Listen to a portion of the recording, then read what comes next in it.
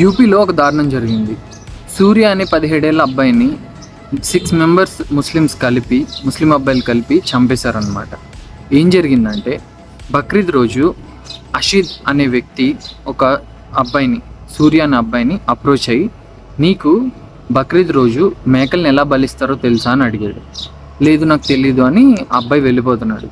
తన్ని పిలిచి సరే చూపిస్తారా అని గల్లీలోకి తీసుకెళ్ళి కత్తితో పొడి చంపేశాడు.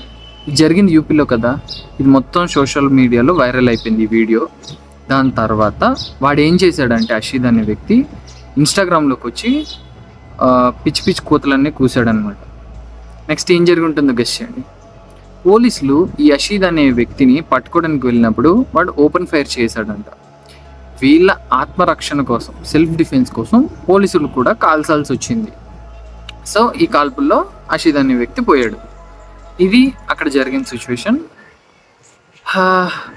దీని మీద మీ ఒపీనియన్ ఏంటో కామెంట్లో చేయండి. కమెంట్ పెట్టండి, నేను కూడా చూస్తాను.